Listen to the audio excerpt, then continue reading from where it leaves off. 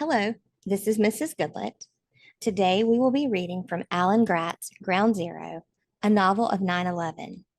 We've made it to the very last chapter, Rashmina, Ground Zero, page 295.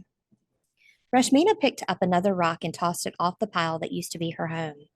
The sun had almost set on September 11th, 2019, and she and Baba were still digging through the rubble trying to find anything of value, anything that could help them survive. The digging was slow and hard, and all Rashmina had to show for her labor so far was one torn sleeping mat and one crushed metal pot. The work was even harder for her father, but he rolled rocks off the pile with determined patience. The rest of her family was down in the valley, Moore and Marzia making camp while Anna watched Zaire. They were going to have to spend at least one night without a roof over their heads, probably many more. The American soldiers had stayed, calling in Afghan National Army forces to help them secure the area. Now a team of Americans was meeting with each of the families who had lost their homes and their possessions, arranging for financial compensation for their losses. Taz had left to receive proper medical treatment for his wounds, but he was back now.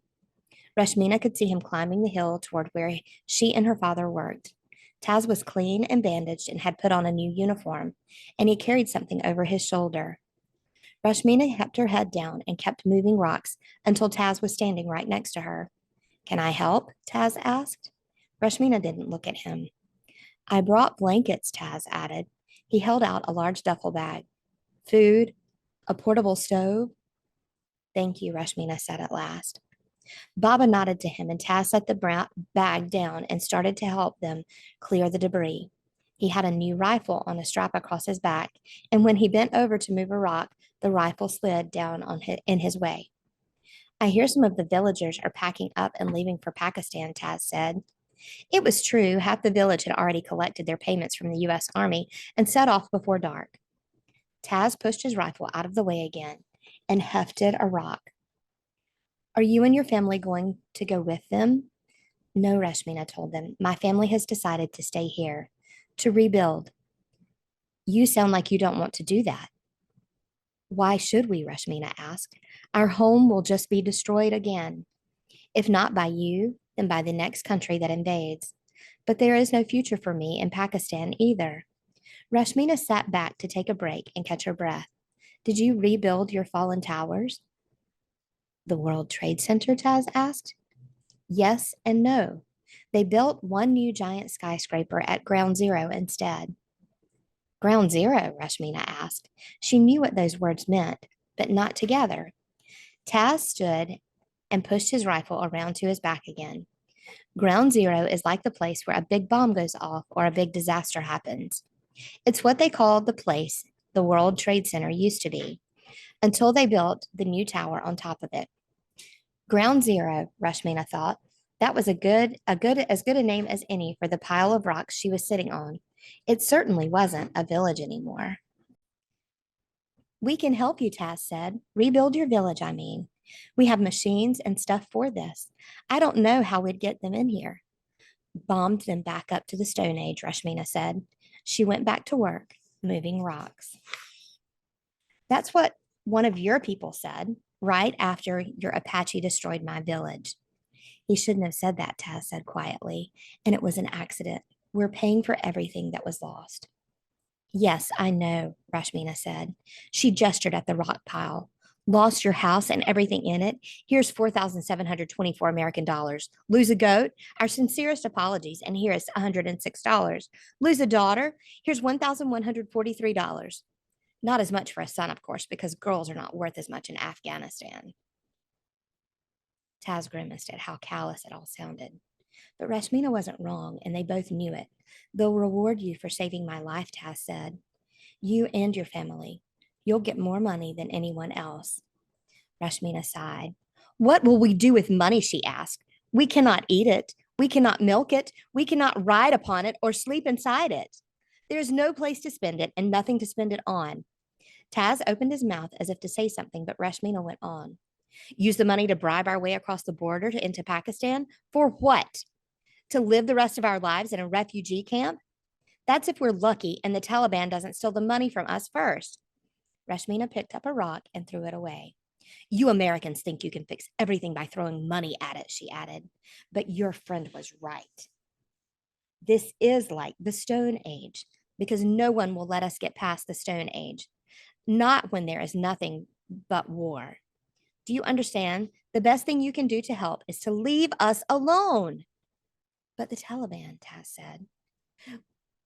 We'll take over when you go. I know, Rashmina said. But your country helped create the Taliban. You gave them weapons and trained them to drive out the Soviets. We have the old textbooks to prove it. Even when you try to help us, you hurt us and yourselves. Maybe what we need is for you to stop helping us. Taz shook his head. I learned a long time ago that it's not us against the world, Rashmina. It's all of us together for each other. Rashmina smiled at Taz. How could he not see it? You can't help us by rebuilding villages and destroying them at the same time. Look at you, she said. You can't even help me with both hands right now because your gun keeps getting in the way. She had caught Taz pushing his rifle up onto his back again with one hand while he tried to pick up a rock with the other. He froze, realizing what he was doing, and his face went red. Carefully, deliberately, he took off his rifle and set it to one side, then picked up the rock with both hands and chucked it away. He held out his arms, palms face up, as if to say, Look, see, I can help with both hands. Rashmina smiled ruefully. You may be able to do that, she told him, but your country never will. They help with one hand and hold a gun in the other. It was Taz's turn to sit down and rest. He studied his dirty hands as he rubbed the rock dust from them. When the towers came down, everybody pulled together, he said, as if deep in memory. Not just Americans, but people all over the world. There was this feeling of unity. America invaded Afghanistan with a coalition of countries. But then we turned around and invaded Iraq when we still hadn't captured bin Laden or stopped al-Qaeda. By 2010, we still hadn't caught the people who planned the World Trade Center attacks. That's when I joined the Army. I was 18 and I wanted revenge. Rashmina nodded. She understood revenge. We got bin Laden a year after that, but the mission wasn't over, Taz went on. Now it was just this, war on terror. I thought I was fighting the good fight, making sure what happened to me and my dad all those years ago never happened to anybody else. But now I'm not so sure what I'm doing. Who are we fighting? How do we know we've won? Taz picked up a small rock and threw it. You know, he said, on 9/11, after everything happened, I remember wondering, why does somebody hate us that bad? We're the good guys, you know. Rashmina put down the rock she was picking up and looked at him through narrowed eyes. The good guys?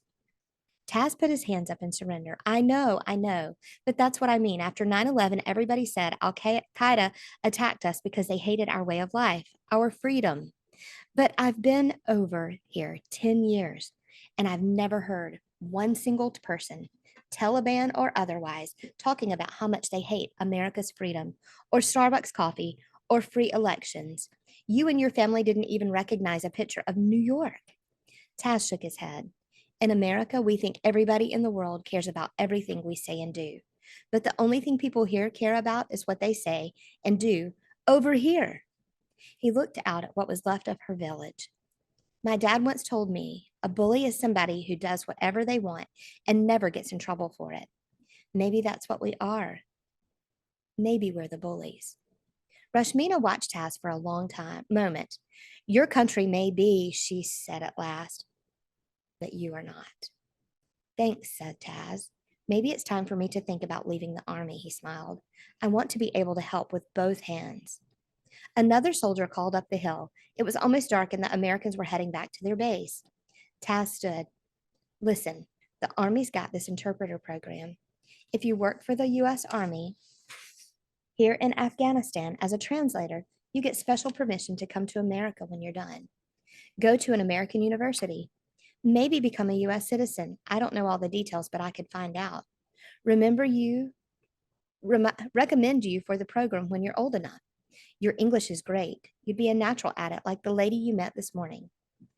The lady who's dead, said Rashmina. Yeah, said Taz.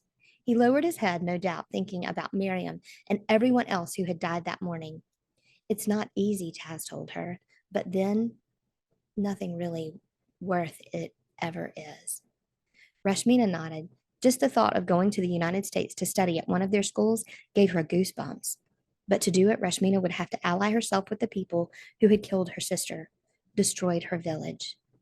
Thank you, but no, Rashmina said.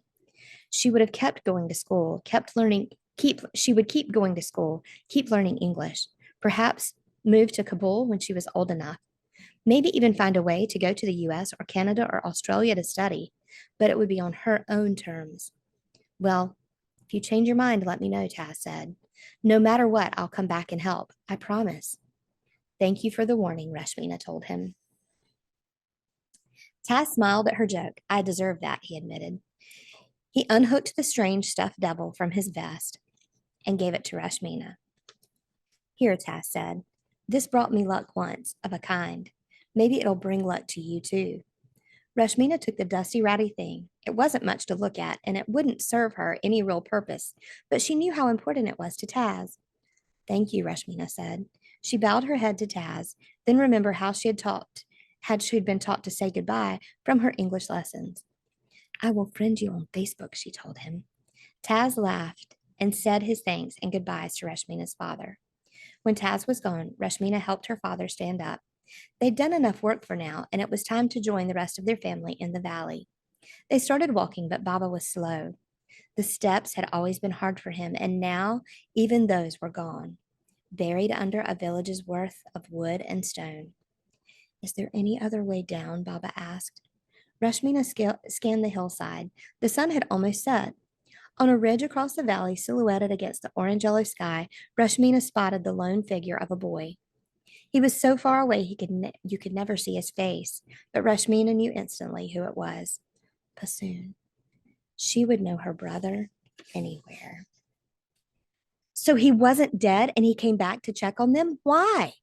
To make sure they were all right, or to gloat over firing another shot at the American hornet's nest? Despite everything that had happened, everything Passoon had done, Rashmina's heart still ached at the sight of him. He was her twin, after all. A piece of her would always be missing when they were apart, but apart they would always be as long as Passoon chose revenge. Passoon raised a hand to wave to her, but Rashmina turned away. Come, Baba, Rashmina told her father. I've found another path.